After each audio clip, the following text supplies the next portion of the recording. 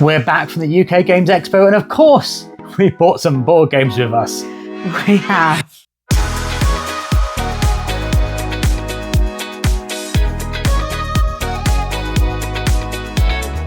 Welcome to Box Meeples. I'm Libby, this is Julian, and yes, we are back from a very busy UKGE, and we're here to show you all the fun games that we have brought home into our collection that we have zero room to store. Yep. We did intend to have a clear out. That was the plan. We fully intended. We logged in our games to bring them by. We boxed them up. Yep. They were glorious crates. They were. And we turned up and said, let us check in our games, please. And they said, no. And we said, please? And I said, no, we're doing that at 6 o'clock. And we pointed out that that's no good for us. We had places, the press preview started at 6 o'clock. The Bring and Bry opened at 6 o'clock. Then if you couldn't make it that evening, they closed the queue before the press preview finished, so you can't drop them after the press preview. And then in the morning they say, oh, the queue's open at 9 again, except for we were both working this year, so we had to be on stand at 8:30. So it turns out that we spent our Friday evening taking our Bring and Buy games back to our car and then just adding more games to said car over the weekend. Yeah, well, let's get the Bring and Buy out of the way. From all accounts, it wasn't very good this year. I never saw it, so no clue. As you would have seen in the video, I didn't go, so don't expect the typical £5 bargain. Not going to happen this year because I didn't set one foot in there. Turns out very, very long queues, both to register your games in the mornings. People are saying they spent 3 hours in a queue. I don't know how true that is, but I did hear someone say that they were quite pleased that they came along at 9 on Friday and they were quite pleased that they'd got the Bring and Buy over and done with by 12:30. So, I mean, to me, that seems like half a day of expo spent dealing with Bring and Buy seems too much. But if they were pleased, maybe they had a lot of games to deal with. Maybe they brought a lot as well whilst they were there and were very pleased with their purchases. Don't know. But, yeah. Some people who went in, the only chance I would have had would have been on the Sunday. People at that point were saying, there's a lot of very overpriced stuff and there's a lot of kind of casual entry games, none of which I'll be... Yeah, but that's typical of a Sunday though, isn't it? Yeah. Because you're left with the sort of dregs of, I suppose, of things that haven't been snatched up earlier or that people have kind of... There's a certain type of audience of people who have grown out of games. So finding people that are at an expo that are at the point that they want those entry-level games is probably slightly more difficult. And I have seen some successes. A friend of ours got Dark Moon, which I've wanted to get for a while, but I just bought that. Yeah, So I just bought that prior to Expo anyway. I know Craig and Becky got a copy of Finspan quite cheap.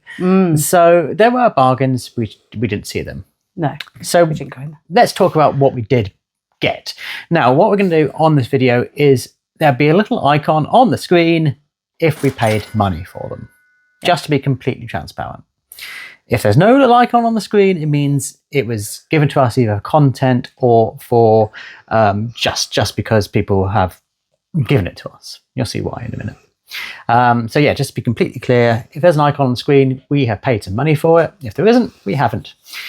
But let's get into it. Let's start off with... Well, I'm going to start off with the obvious.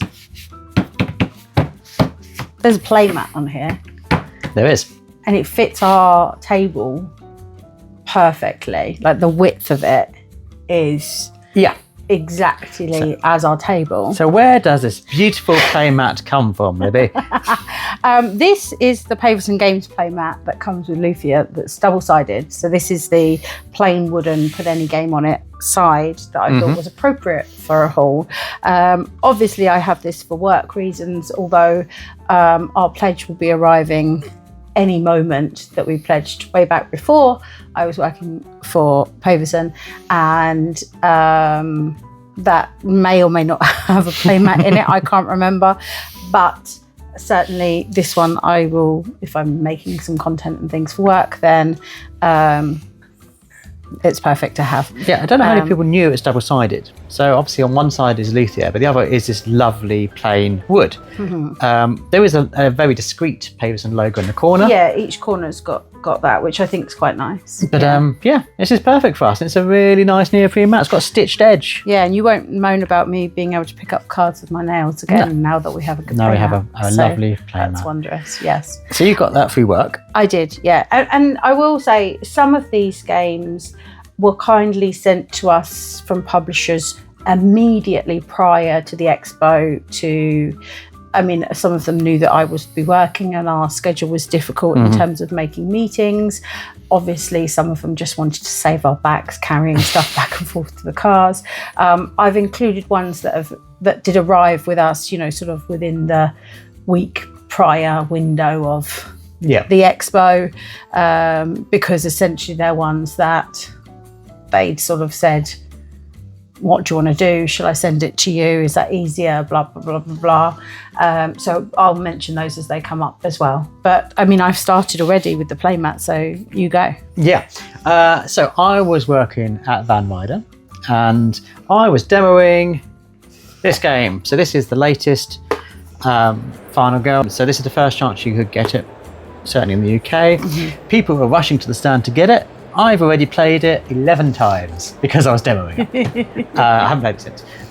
So yes, very keen to get that. And I was surrounded by Van Ryder things. You were. For several days. You were. And what a temptation that was.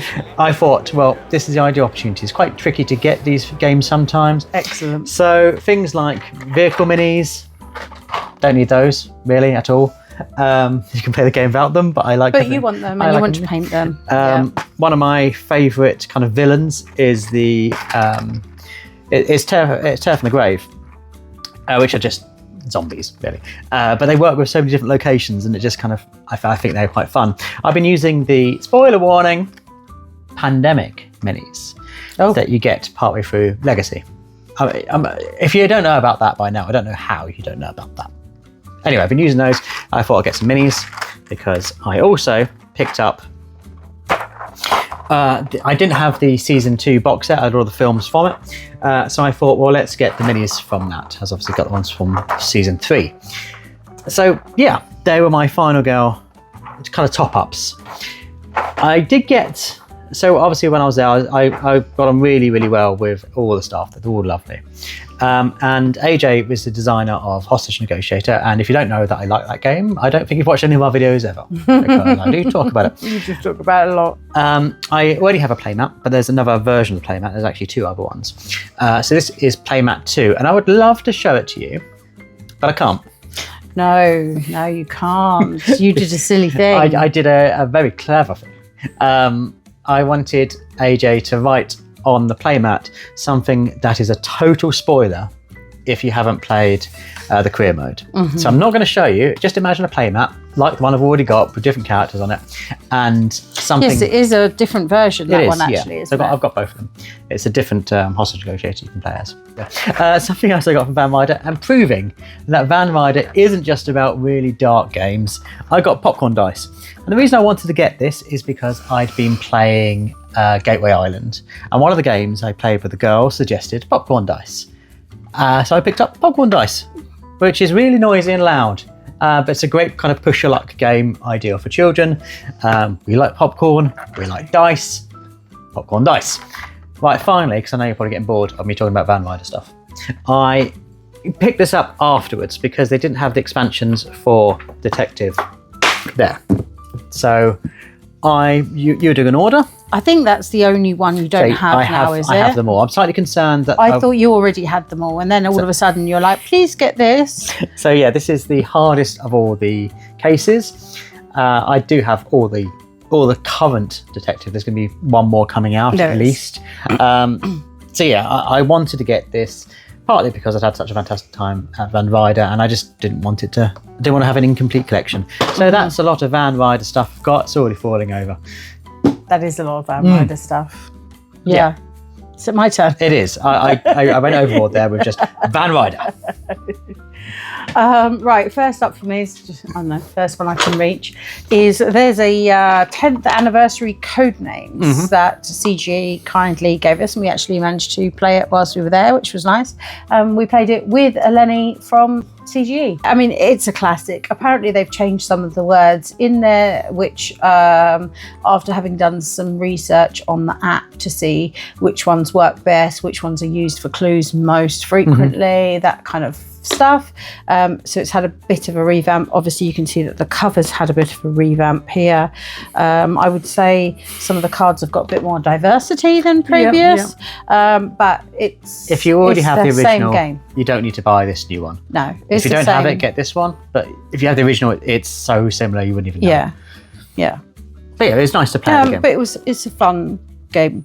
Yeah, we haven't played it for a while, so it's nice to get it back out and go, oh, this is fun. Yeah, and it works well at conventions because you can kind of go with any number of people, just split into 2 teams and you're all good to go. So that's fun. And they did do a fun little event there, which unfortunately missed because working, but I will try and look some of that up and see if anyone recorded that, because there's a few people that we know that took part in that, and it seems like it might have been quite a lot of fun. Right. Another little one for me. Take the Phone. This is a golden card. It's kind of shimmery and shiny. We got a video on Take the Phone. We did it a while back. It's not really a trick taker or anything, but the play works in a very similar way in that you'll sort of reveal your cards out and then act upon what you've laid down, but you're not. Yeah, watch the video. It's a lot clearer in that because it's very difficult to describe very quickly. But yes, it's just a golden version of one of the cards. And this is just to promote that it's going to be relaunched on crowdfunding soon. So we're really good friends with the developer of that game. So it's really lovely to catch up with him. Yes. And I think a new card came into the game because of your suggestion, the Raven. Yeah. Yes. You would have seen it in the press preview. Yeah, that's why I'm holding up a card looking proud, because while we're talking about it, we're coming up with ideas for extra cards. That's one I suggested, and it is now in the game. Lorcana Palace Heist. They kindly sent us this just before the convention. It literally arrived 2 days before I left, I think. So we have not had a chance to play it yet, but desperately want to. So this is very similar to the Ursula one, where you're kind of working cooperatively against Ursula. And this one, you're against Jafar. I think it has some tweaks and changes. I think it's marginally harder. But I know some people who just play that though. They only play that kind of cooperative mode and then push up the difficulty each time, just to kind of stretch their tactics. And I don't know if they're then buying additional cards to go in that, which give them a better chance, or just making a deck that's going to be stronger against Ursula. So I'm keen to see how this plays out. I think it's marginally harder. Don't know. Haven't played it yet. But yeah, it's nice to have those predetermined decks. So you haven't got to build a deck when you play it. We can just sit down straight away. Yes, yeah. And I really like, I mean, Aladdin's one of my favourites, but you know, all the art in Lorcana is incredible. And it's nice that they keep coming up with these new challenges each time to sort of keep it fresh and keep it exciting. So yeah, I'm really looking forward to delving into that. And when I was at the Ravensburger stand, I got a sneak look towards what's coming up, and they've got some really exciting things. There's lots coming from Lorcana in the next sort of 6 months to a year. So if you're a fan of it, you've got some great things coming up. Right, so I went to Chip Theory, and talked to them. And they said, we've invited you here to show you this game. And they showed me another one that I'm not allowed to talk about, but I can talk about this. And you showed me the footage after this. And I said to you, I don't know if anyone's ever made more of a Julian game. It was a very me game. Than Chip Theory. It looks like Tron. A little bit, yeah, it's very neon. It's arcadey, so you're playing down buttons and sticks to try to build up combos. I love the fact that there's a card called the Combo Breaker. If you've ever played Killer Instinct, you'll know what that means. And it's just super neon. And there were 2 games I kind of picked up on that day. Or I didn't pick them up, I played. And also Tag Team from Hachette. And I was excited about both of those games. It's only watching the stuff back, I was like, they're both very similar thematically games, very different gameplay, but both based on those old kind of 2D fighting games I used to play a lot of. And I was like, I do have very specific taste sometimes. But yeah, the most neon game, I think that was at the expo. Yeah, I'm excited to delve into that and just sort of see. I mean, I know it's you. But it'd be interesting to see how much it hits my wheelhouse as well. Yeah. It's a lovely production. I think Chip Theory are known for. They always do an amazing production. It's got those plasticky cards. It's got this is the deluxe version, but it's got those little very nice tokens, those plasticky cards, and as you're playing, you're like, oh, this is luxe. My copy hasn't been opened yet, but I did play a few games with Chip Theory when I was there, and as you would have seen in the video, very, very excited about it. Yes. And then had to run really fast afterwards. Oh yes, to get to Nightmare in time. Yeah, because I kept on playing it, and I was like, "John, another game." I was like, "Yeah, let's go for it." And then realizing that it was, I finished like 5 to 6, and I think Nightmare started at 6 o'clock, and I thought in the Hilton. Yeah, it's just going to be in a hall somewhere. So I messaged the people we're meeting up with, and I was like, "Okay, where do I go?" The Hilton. And I did a Google Maps of how quickly can I get there. It was like 16 minutes. I was like, well, I'm going to be running here. So, well, I did. It was worth it, right? It was, yeah. I have heard such great things, and Everdell is one of our favourites. And so I'm buying into this 2-player game of everything, basically.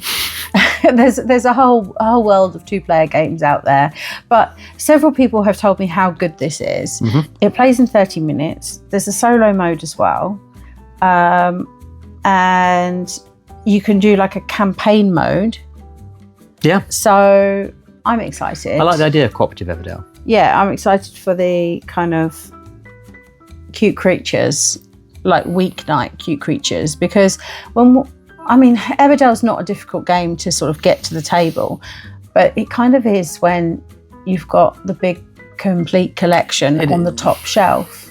Yeah, it's an effort to get it down. It's an effort to find out the bits that you're adding and what expansion you're adding and stuff like that. So it tends for us to be a game that's like a weekend, or we've planned to play it, an event game in that way, rather than just, oh, we're tired on a Wednesday night, what should we play? Oh yeah, sure. So I'm hoping that this will scratch that itch. It's a weird kind of byproduct of getting the Everything Everdell box. There's just so much. It's a bit of a mission to dig out what you want to play. Yeah, I don't regret it, but it does make it more intimidating. Yeah. But do you remember when we did the video and I said, what about a free game? So I did indeed pick up Whiz and Bang. This is the 2-player version of the game, and it's got everything in here you need to play it to 2 players. So they did a print and play. It's kind of like more of a collect and play, because I didn't print it myself, I just picked it up. And they had put one aside for us, which is really sweet of them. So yeah, this is it's kind of a tower building, slightly competitive style game. So it was nice to be able to get this, having researched it for that video, and be able to put a game to the face. That's the sentence that made more sense in my head. But yeah, it didn't cost us anything, because they were giving these away for free. Hopefully you managed to pick up your copy as well. Friend of the channel very kindly saw that we were interested in Sumo. Yeah. And they came up to you.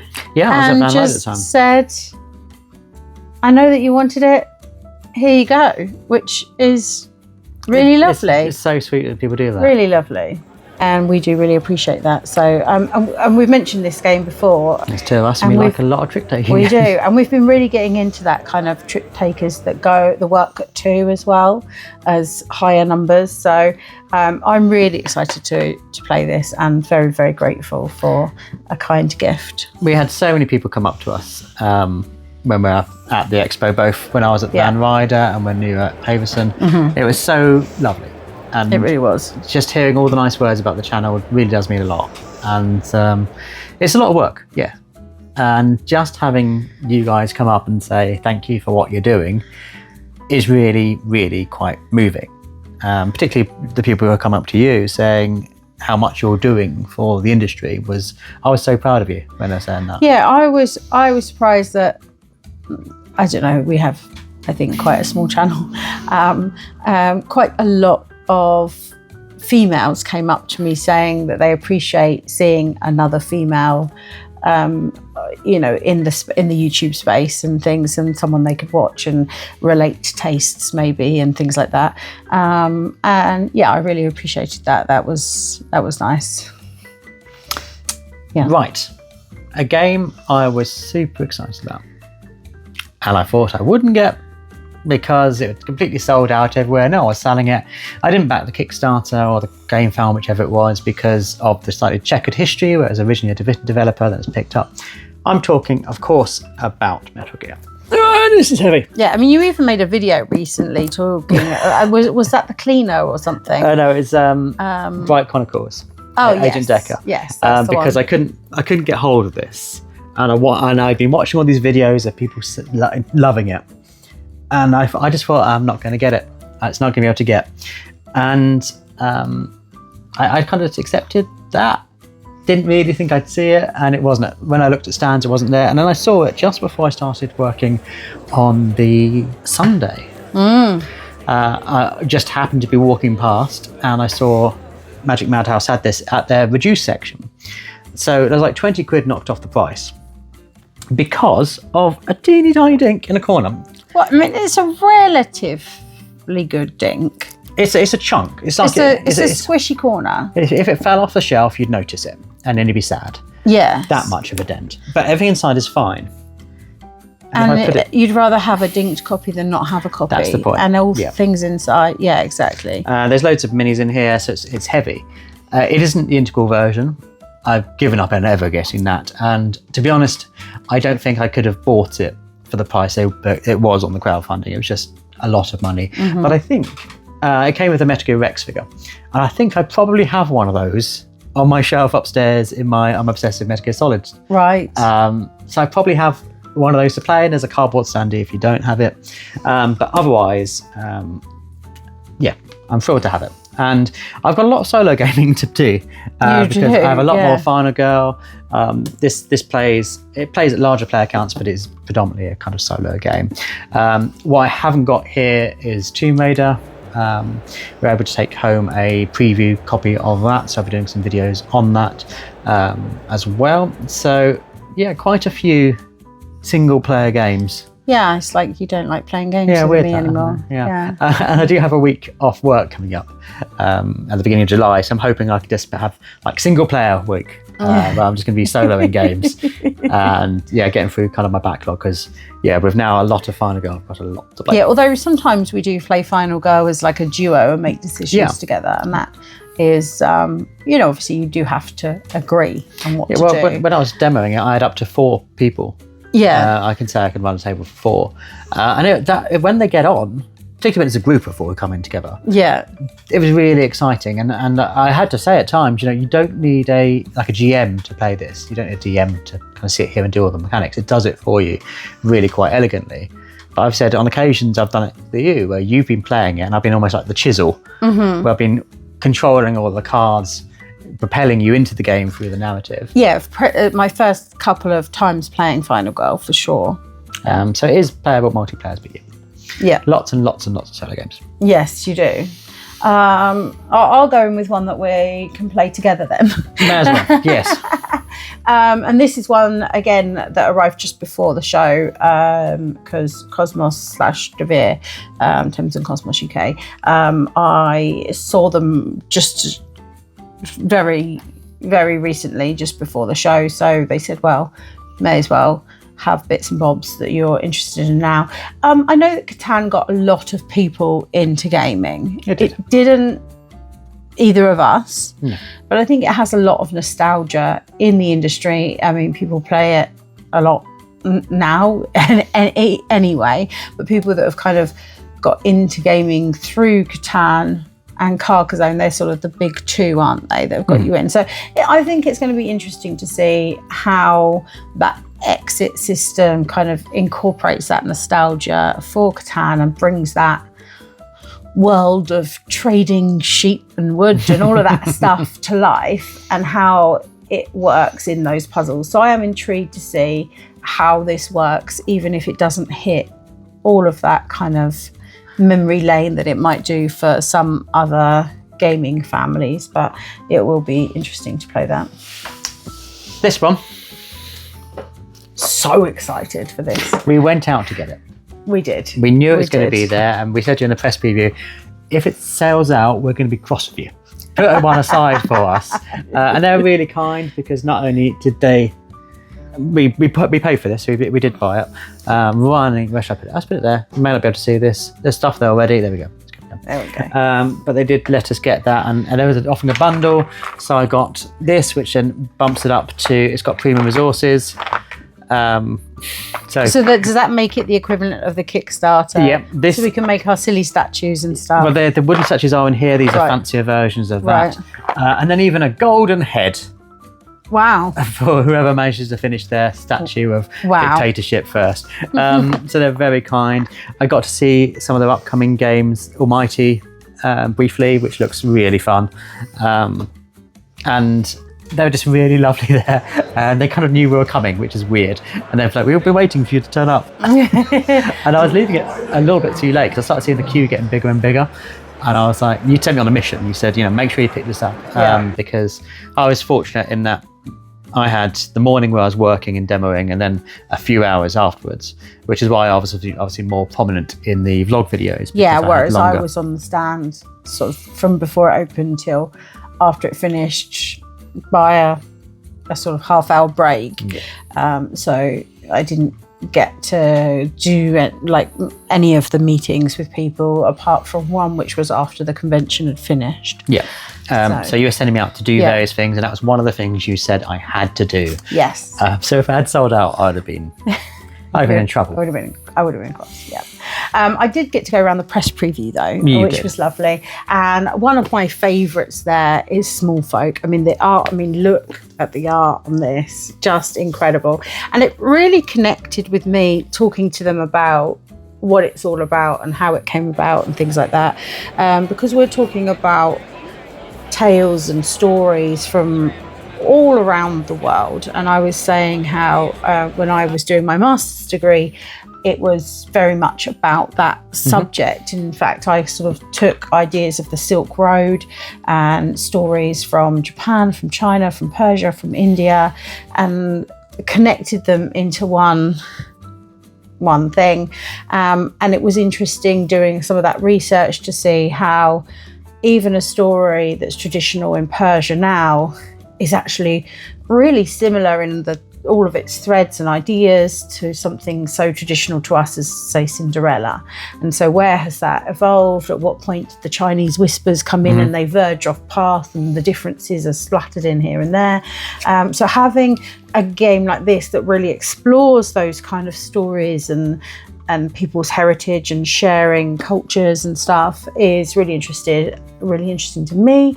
And on top of that, it looks incredible. It does. It looks really good. The art is so impressive. So this is a prototype still, but it looks great. They've just sent us through the new rule book and everything, so we can start to dive in and see how the gameplay is. You will hear more from us about that one, but I'm very excited. We are doing a time to board for that. We're also going to be doing a time to board for Don Quixote, which I don't have with us. No. Which is another very impressive game based on those classic stories and in a whole range of those classic novels with different gameplay mechanics, same designer, different artists in each one, but a range of interesting kind of book games. Yes, yeah, I like the way they put them in the books. Looks fantastic, as good as games like Hollywood and Deadwood and that whole range. Obviously, different publisher. But I mean, it's nice that we're going to be able to have varying bookshelves of games now that several people are doing book games. Whilst we're on ones that aren't physically here, so as well as Tomb Raider and Don Quixote, I also have pre-ordered Emberleaf as a little convention treat to myself. Yes, because you didn't get to go through the shopping part. No, so I did some shopping online whilst there to sort of ease the pain. Which isn't a bad method. You can see a game, save you having to carry it around and get it home. So if you're training, you can just get an online retailer to do the hard work. And we obviously ordered from Chaos Cards, which is our friend local game store. It is indeed. But it was on pre-order, so it's not one that's going to have arrived. I think it's due by the end of the month, if everything goes to plan. But that was one that I think was on my top 10 anticipated for the year, perhaps, actually. I don't know if it was at the show or not. Didn't get a chance to see any of it around the show. But it was my show treat. So there we go. You're next. No, I'm next. Right, little one from me. We've talked about it quite a bit. Sakana Stack. This is the final version of it. Yes, excited. We only had a prototype. So this has got the revised 2-player rules that I like to think we had a bit of influence on, because that's what we were focusing on our video. We have played it multiplayer. Yeah. But yeah, we were all about the 2-player when it came to this game. If you don't know what it is, we've got a video I'll show on the channel. You can have a watch of it. And this was selling fast. Was it? Lots of people were asking, have I seen it? Have I played it? This and obviously Fetching Feathers. We were not quick enough. Not quick enough to get that. Well, I just felt like there's a lot of people out there that are desperate to get it. That's true. I can't live without Fetching Feathers. It isn't in this haul, but we have enough here that I can try to be patient, wait for a reprint or the full production print. Yeah. These were sort of pre-production print. And yeah, we will see Chris around at different cons, so there'll be a chance for us to pick it up then, and we just need to be a bit patient. We do. Yes. So that's my little one. I'm going back to stories again. So I didn't get into the Bring and Buy, but I did see someone on their way to the Bring and Buy and went, oh, what's in the bag? Like we do. It's not the first year, it won't be the last. Before. Yep. Yeah. And they had a game that I had been looking for. In fact, I nearly bought it in Manchester, wanted to pick it up in Essen.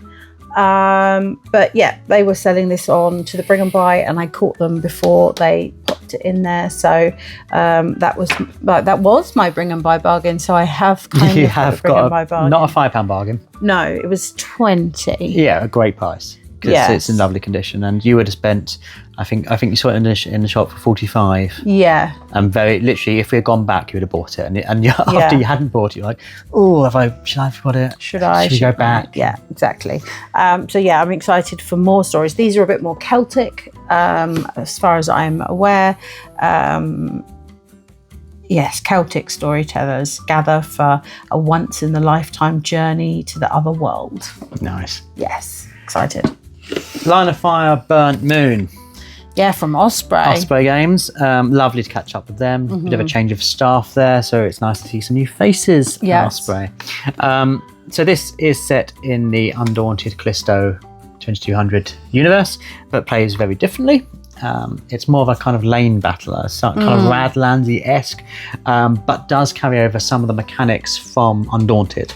So you're playing cards for initiative, you're keeping certain ones in hand. When you take damage, you lose cards from your, initially from your played area, and then from your hand, and then from your deck. Things like that. We have yet to play it, but very excited about it, because we do enjoy Undaunted, particularly Callisto. I think that's our favourite. That's our favourite Undaunted. Trying to find a little bit of space. There we go. So in there.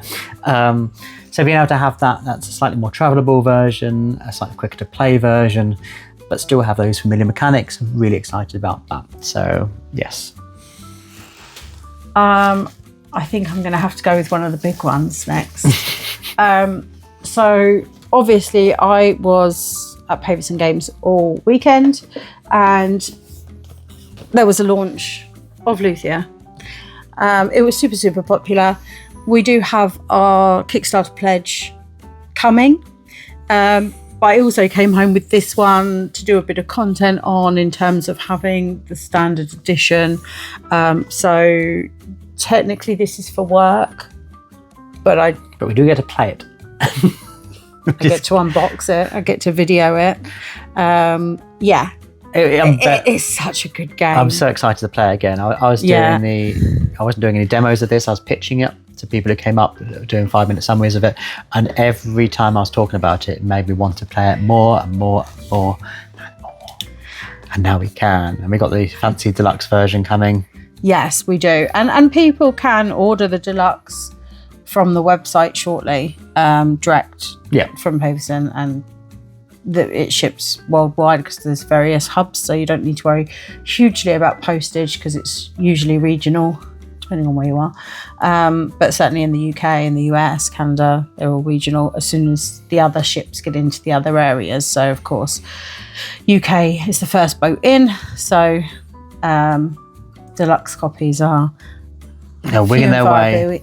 But standard copies will be released later for retail in It's amazing. 18th of July. Amazing how quickly they were scooped up. Yes. Yeah, 3 hours and all the deluxe ones were gone on the Friday. And then there were more that came in on the Sunday, having taken orders for some on the Saturday. Yeah, it was crazy. It was absolutely crazy. Yeah. Right. Nearly at the end of my pile. I picked up a little note one here. This is HyperStar Run, which is a Scott Elm Simply Solo game, obviously a Button Shy game. We didn't know Button Shy were going to be there. Everyone's like, Button Shy there? Why is this on your not in £20 less £20 list? We did have a lot of the ones that were there. I was hoping they would have more obscure ones there. I was hoping they'd bring out like a special behind the scenes box of help yourself, because a few I wanted to get. They did have a nice couple there, but they didn't have all the expansions. Right. So I very nearly picked them up because I like a nice couple. I've got the print and play, and that's slightly the problem we've got into, because when we first started playing a lot of these Button Shy games, we weren't able to get them. They're really hard to get in the UK, so we started printing our own. Yeah.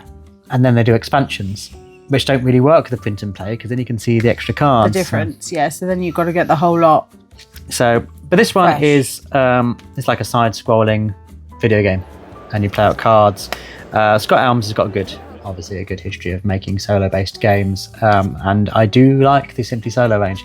So I was going to get a bunch of game. As soon as I saw them there, it was just a case of which one, and this was largely the one I hadn't got that caught my eye. So, yep, that's going to go. I think this whole display thing was a bit of a mistake, because it's one of these things we started, so we're going to finish. But we've got some big ones coming up now. Bit of a pickle, yeah, so this isn't going to work. So on my trip to the guys at Cosmos Luthier, I also have Transgalactica. We again picked it up just before the con, but haven't managed to play it yet. I'm still stickering. There's a lot of stickering to do for that. There is a lot. There's sheets and sheets of stickering. Clearly, if you watch the channel, you know that we can't play it without it being stickered, because we need the pretty version. We need all those shuttles and people to be beautifully robed and lovely designed. And it does look fun, and it's nice and bright and colourful. So yeah, very excited to give it a try. And I know it has that follow action in it. It does. Yeah, they sold out incredibly quickly at Cosmos of Transgalactica, and also another one we're going to talk about in a minute. I was amazed at the amount of people who were just desperate to get their hands on it. Yeah, I mean, I'm not, because Luthier just knock it out the park all the time, and it was always going to be popular when it was launching there, and there's no chance of getting anything prior to that.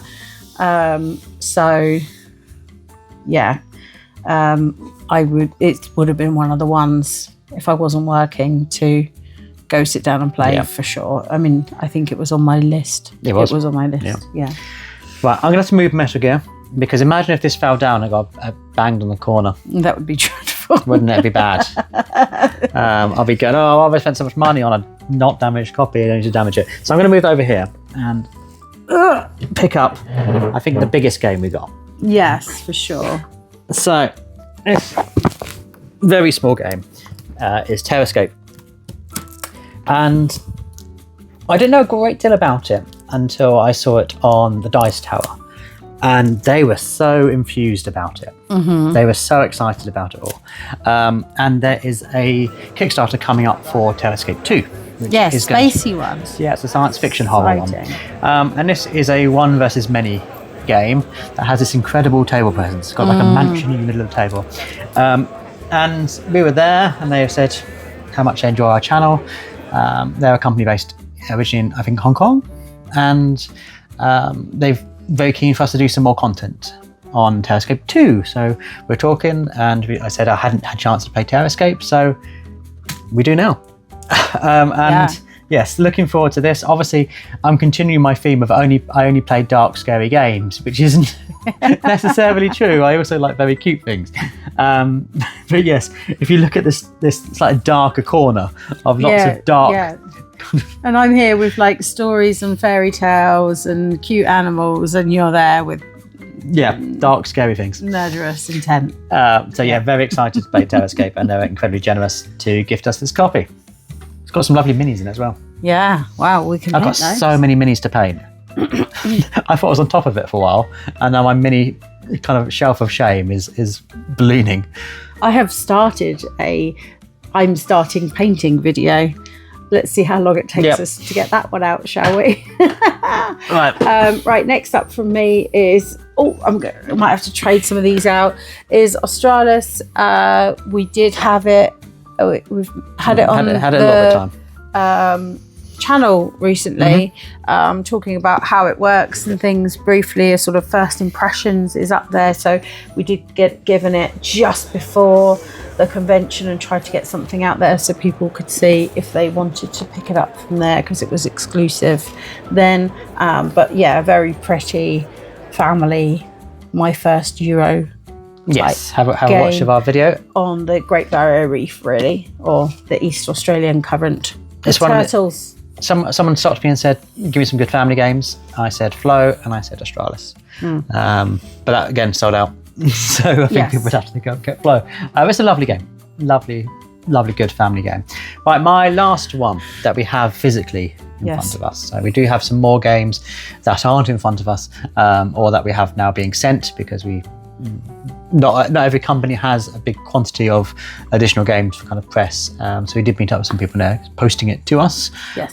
They would be in the hall if they had arrived. But one of the ones we are doing future content on is Black Metro by Absolute Ascendancy. I need to give that guy props for wearing a leather jacket in those hot halls all weekend. It was impressive. Yeah, that was really impressive. Yeah. And he's the nicest guy, Mesh. And we chatted to him at the press preview. He's really appreciative of people who'd seen our videos and then came to the stand because of that. So we got chatting, and I was saying, look, I just want to do content on your game, because I got so excited when I just saw it on the list. And I was like, what is this Black Metro? And started looking at it. And because it reminded me of an old video game, again, so many things that are inspired by video games. It's the same, I've got Tomb Raider as well. Just dark games inspired by video games. And I then started chatting to him, and I think I've got a friend there. We just kept on chatting, we've been messaging each other since. So it's going to be great to be able to just bring some attention to this game, because I think it's a hidden gem that's been around for a little bit, but just not enough people are talking about it. So hopefully we can get to play this quite soon. I know we've got a lot of games to get through, but I'm hoping we can get this to the table relatively soon. It's a lovely production too. For an indie publisher, it's amazing. It looks so slick. Yeah, Black Metro. And it's a nice narrow box. You know, when you get that gap at the top and you doesn't quite fit anything. I'm looking at brass that Birmingham box height. Thinking, you'll fit in some nice gaps. Bear in mind how much content there is in here as well.